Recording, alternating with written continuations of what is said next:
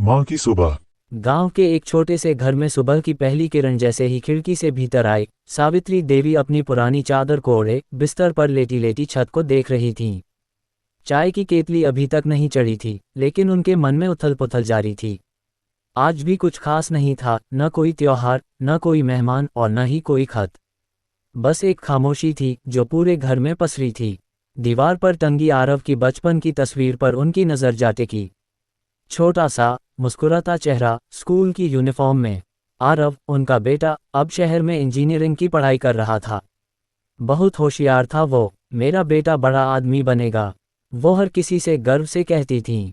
लेकिन अब वो बेटे की आवाज़ सुने कई महीने बीत चुके थे। आरव की दुनिया। दूसरी ओर शहर की चकाचौंध में आरव की जिंदगी तेज रफ्तार से दौड़ रही थी।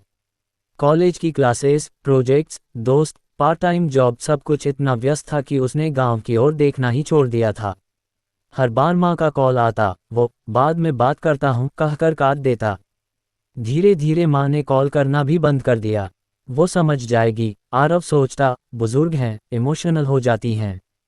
कभी कभी उसे याद आता था कि माँ ने भेजा था घर का बना अचार, या वो पुराने ऊनी स्वेटर जो उन्होंने अपने हाथों से बनाए थे, पर उसने कभी उनका जवाब देना जरूरी नहीं समझा। अकेली माँ की दुनिया। सावित्री देवी के दिन अब मटके भरने, आंगन झाड़ने और मंदिर की आरती तक सीमित हो गए थे। हर रविवार जब पूरे गांव के बच्चे अपने माँ बाप से मिलने आते, उनकी आंखें भी दरवाजे की ओर लगी रहतीं।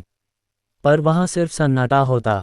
वो कभी दरवाजे पर घंटी की आवाज़ सुनती तो दौड़कर जाती, पर हर बार कोई पड़ोसी या गलती से रास्ता भटका हुआ कोई राहगीर निकलता। रात को जब वो बिस्तर पर लेटती तो चुपके से तकिए के नीचे रखी आरव की तस्वीर को देखती और कहती, बस एक बार आजा बेटा, तुझे गले लगाना है। चिट्ठी जो कभी नहीं भेजी गई। एक दिन उन्होंने पुराने बक्से से कागज निकाला, चश्मा ठीक किया और कांपते हाथों से एक चिट्ठी लिखने लगी। योजक चिन्ह, योजक चिन्ह, योजक चिन्ह। प्रिय बेटे आरव, बहुत दिन हो गए तुझसे बात किए। सब ठीक है ना वहाँ? तू बड़ा हो गया है, पढ़ लिख कर आगे बढ़ गया है, मुझे तुझ पर बहुत गर्व है। बस कभी कभी दिल करता है तुझे देख लूं। तेरी पसंद की खिचड़ी बनाई थी पर तू आया नहीं। सोचा शायद ज़रूरी काम होगा। अब मैं बूढ़ी हो रही हूँ बेटा, शरीर भी साथ नहीं देता, पर दिल अब भी तुझसे मिलने की उम्मीद करता है। अगर तेरा मन करे तो एक बार आजा। तेरी माँ सावित्री। योजक चिन्ह, योजक चिन्ह, योजक चिन्ह। चिट्ठी लिखकर वो मुस्कुराईं। अब तो मेरा बेटा ज़रूर आएगा, उन्होंने सोचा। लेकिन चिट्ठी कभी डाक में नहीं डाली गई। शायद दिल के किसी कोने में एक डर था कि अगर वो फिर भी ना आया। खामोशी की चिट्ठी। एक ठंडी सुबह पड़ोसन रेखा जब दूध देने आई तो दरवाज़ा बंद पाया। आवाज़ दी, सावित्री दीदी। कोई जवाब नहीं आया। अंदर आई तो देखा, सावित्री देवी अपने बिस्तर पर शांत लेटी थीं।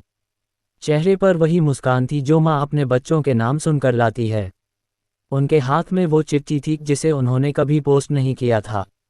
गांव के पंडित ने कहा, शायद बेटे की याद में ही चली गईं। देर से पहुंची आवाज।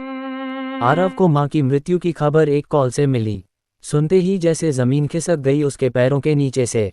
वो भागा भागा गांव पहुंचा, माँ के अंतिम दर्शन तक भी नहीं कर सका। घर के एक कोने में उसे माँ की चिट्ठी मिली, अब भी वो तहकी हुई तकिए के नीचे थी। वो जोर जोर से रो पड़ा, माँ, मैं आ जाता, मुझे माफ़ कर दो। अब ना कोई जवाब था, ना कोई हाथ जो उसके सिर पर स्नेह से फिरता। नया आरव। उस दिन के बाद आरव बदल गया। उसने शहर की नौकरी छोड़ दी और गांव में एक स्कूल खोलने का फैसला किया। उस स्कूल का नाम रखा सावित्री विद्यापीठ। वो हर बच्चे को सिखाता, जिंदगी में चाहे जितना भी व्यस्त हो जाओ, अपनों को समय देना मत भूलना, क्योंकि जब वो चले जाते हैं तो सिर्फ अफसोस रह जाता है। योजक चिन्ह, योजक चिन्ह, योजक चिन्ह। वन अंत में एक संदेश। माँ बाप कभी कुछ नहीं मांगते, सिर्फ थोड़ी सी याद, थोड़ा सा समय। वो चिट्ठियाँ जो वो नहीं भेजते, उनके दिल की सबसे गहरी आवाज़ होती हैं। उन्हें पढ़ने से पहले बहुत देर ना हो जाए।